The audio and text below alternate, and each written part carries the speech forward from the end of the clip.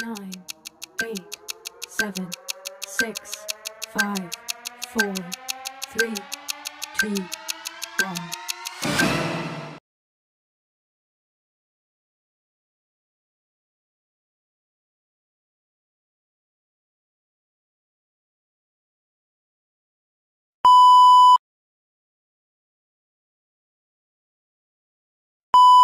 Magandang umaga po sa inyo lahat, lalo na po sa iyo Sir Jason Ayog.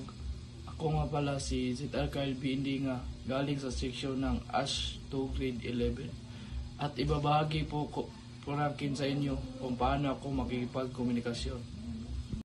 Una, kapag ako ay nakikipag-usap sa aking mga kaibigan, gumagamit ako ng informal na komunikasyon gaya ng Par, arot na, bilisan nyo naman.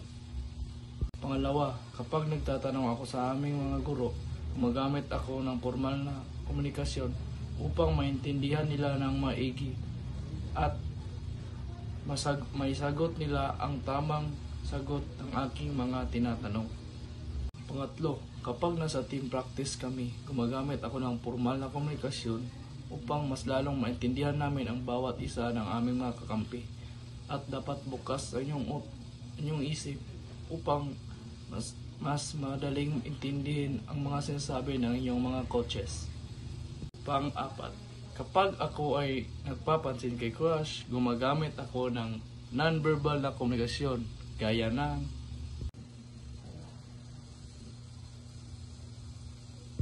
Pang-lima, kapag nagkipag-usap ako sa aking mga magulang, gumagamit ako ng formal na mga salita gaya ng po at opo. At bilang respeto na din sa ating mga magulang.